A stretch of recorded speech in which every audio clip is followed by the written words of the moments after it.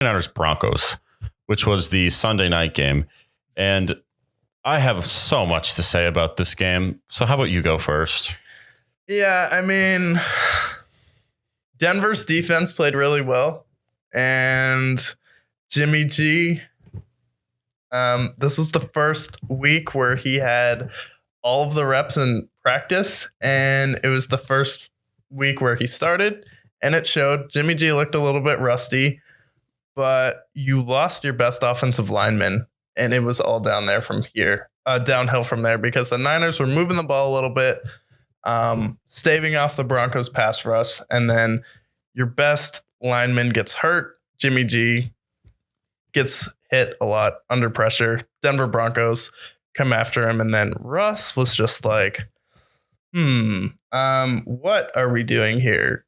And what do you have to say? Because you're a huge Russell Wilson fan. And I was like, earlier this year, we got in a huge fight because he's like, oh, how could Seattle boo him? And I'm like, honestly, when I think of the Seahawks, I think of Richard Sherman making the play against Michael Crabtree and then yelling about how he's the best player in the league. I think of Percy Harvin and that touchdown return on opening kickoff against the Broncos. And then everything was downhill from there. I think of Beast Mode eating Skittles. I think of Russ in there, but what comes to mind is, oh, you had one of the best defenses of all time, and you had Marshawn Lynch at running back. Russ is like third when I think of Seattle all time. And then he forces his way out to Denver, which I thought was a good move for him career-wise, but now he doesn't want to run the ball. And for running quarterbacks, we talked about it with Murray. It's like you can't just sit in the pocket because now they're not as on their toes. And then you're not a dual threat quarterback anymore. You're just sitting in the pocket, which takes away what made you great.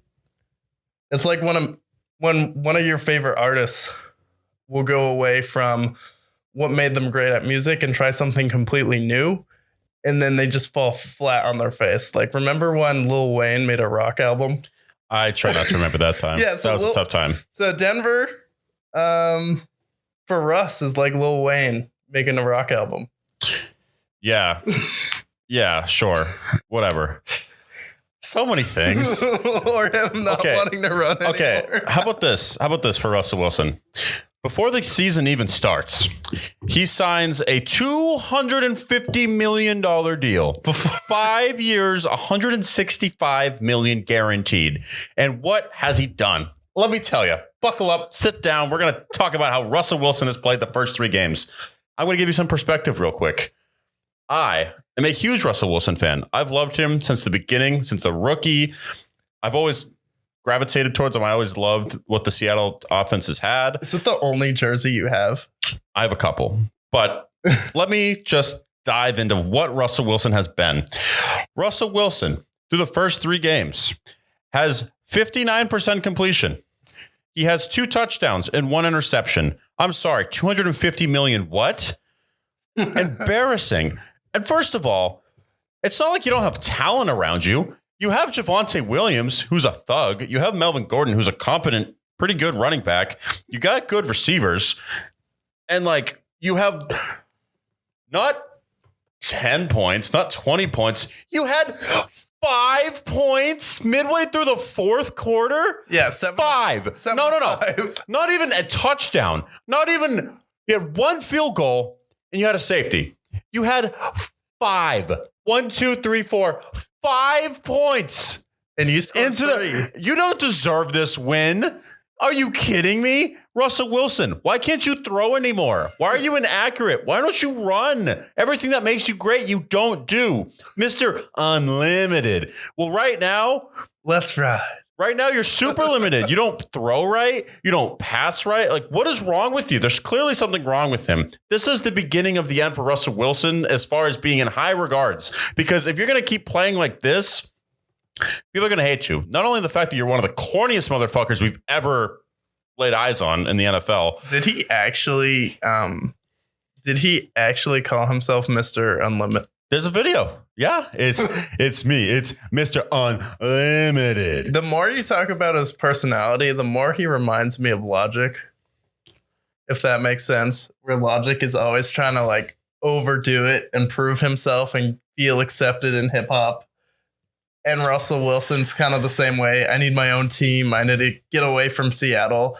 But like you get the vibe from Pete Carroll in a few of the interviews after the game that he was sick of Russ. And then Richard Sherman, one of his teammates in the Super Bowl, made it clear a lot of the players did not like him after he gave away their Super Bowl, that they felt like they deserved to win. So it's like, I don't know. The jury's still out on Russ because we haven't seen him outside of Seattle or lead his own team either. And then Denver, your offensive line still sucks. Why can't you run the ball with Javonte Williams? And then Jerry Jeudy looks like he can't catch. Bro, let me just dive in. Because I haven't even... That's like the inch, like not even the surface level of my complaints. First of all, Jerry Jeudy, fade him. Jerry Jeudy dropped so many balls. You were early on this too. I was like kind of like indifferent. I'm like, all right, they have Jerry Jeudy. I've seen enough. I've seen enough from Jerry Jeudy. He was in the same draft class as CeeDee Lamb and Justin Jefferson. Justin Jefferson's the best one in that class. Jerry Jeudy is, I can't say he's a bust, but I could definitely say he wasn't better than Justin Jefferson. I could definitely say he wasn't better than CeeDee Lamb. Russell Wilson. And then I haven't even gotten to Nathaniel Hackett yet. Oh my God, Nathaniel Hackett's one of the worst coaches I've ever seen in my life. I'm not going to say anything much about the 49ers. Jimmy Garoppolo, it's his first game back. You lost your best offensive lineman. You also have... you're facing one of the best defenses in the league. Yes, you made that dumb play in the end zone. Okay, whatever. You were pinned back there. I can give you shit for it, but like at the end of the day, I'm not gonna tear him apart for it. Your defense also played really well, which I feel like is a good thing to take, but I'm nervous that you lost your best offensive lineman because it felt like after he went down, it was a free-for-all to get to Jimmy G. Yeah, they had a lot of pressure on Jimmy G. I want to see how many times he got sacked. I will say Denver's defense, it's a Super Bowl defense. Oh, for sure. Yeah, absolutely. And Jimmy G was sacked 4 times, but he was pressured a shit ton. Like Denver, my thing is you have the best roster in your division, hands down. You have one of the best rosters in football, but it's like you have to figure out a balance where it doesn't feel like Russ and the coach are fighting each other, because I thought that's why he left Seattle. See, my biggest thing was like Russell Wilson is sick of Pete Carroll because Pete Carroll's like, we're going to run the ball. Like, that's what we do. Like a tough, gritty defense, run the ball. And Russ is like, this is weird. This is corny. I don't like Pete Carroll playing Macklemore, even though I'm very weird and corny as well. The only street cred I have is my wife. And then you go to Denver, and then it's the same thing. Coach wants to run the ball. Russell Wilson wants to do his own thing. But Russell Wilson's also like, okay, I'll try what you want to do. And then it just doesn't work. And it looks awkward and it looks clunky. And then Colin Cowherd had one of the worst takes. And I showed it to you. You reacted. You're a bigger fan of Cowherd and Russ than I am. So I'll let you take this one. Yeah, he was like talking. Is like, yeah, it was messy. It was messy, and I didn't love all of it. But fourth quarter, he's like, let me take over, and I had a drive. No, don't applaud somebody for having a good drive when the whole game you scored 3 points for a team that gave you $250 million. How are you going to applaud somebody because they did their job? That would be like, I don't know, you're a firefighter. You don't every other chance you have to fight a fire, you're like, I'm going to set this one out. And then you go to one stop, you get out one fire. You're like, oh, this is a great fireman. He took out a fire. It's like, that's your job. Your job is to be a competent quarterback. And throughout the entire game, you were just, granted there were some drops and all that, but at the end of the day, you're Russell Wilson. You're a Super Bowl champion. You're supposed to be an MVP candidate to some people. And you can't score a touchdown. You can't score a touchdown. They give you 250 million reasons to score. No, honestly, the Broncos, I'm about ready to sell all my stock. Nathaniel Hackett's a horrible coach. The only thing that's keeping this team alive right now is their defense. Their defense is amazing. But like, Russ, you got to pick it up, dude. This is horrible. You're playing really bad, and you got to pick it up because even last year was his down year, right?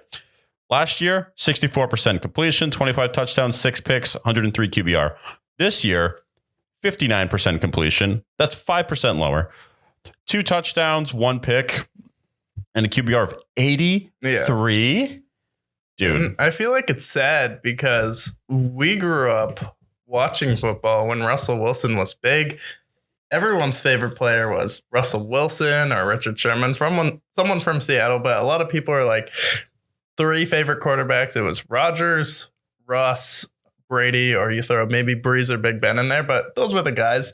Now it's like I feel like Russell Wilson doesn't even have any more fans. Like, there's no like hardcore fans of him anymore. People are like, oh, yeah, I like Russ because they liked him when they were 13 and it was first. But it's like now he's 34 as a running quarterback. That's pretty old, man. And then you paid him with 2 years left on his deal. You know what? You compared him to Logic, but I have a better comparison. I think you'll like this one. Hear me out on this. Okay. So beginning of his career, he's great. Makes a Super Bowl, makes 2 Super Bowls, wins 1. Plays amazing. One of the first like really big, like good, more shifty quarterbacks.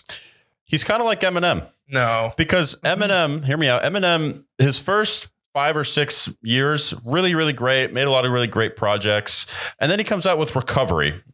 And he starts his kind of cringy era of music where not a lot of his fans don't really love what he's making. And it comes off as corny to the public. That's kind of what's happening with Russ. I mean, great for his first few years. And then now it's like he's entering his revival era, his recovery era, the corny era, the era where people are like, dude, stop, just retire. Yeah, I feel like Eminem is still, if he dropped an album tomorrow, no one knew, he would still get the #1 album, which I feel like is the difference. And Eminem at least is still technically sound, where Russ is just inaccurate. Yeah. I mean, he's throwing some balls. There are a lot of drops in this game too, like with Jerry Jeudy, a few other players, but it was 50-50. And when your quarterback's not in a rhythm throwing inaccurately, that also messes with the receivers. So I'm not going to sell my stock on the Broncos just because I think there's some holes in that division and their defense is going to carry them to a lot of wins. But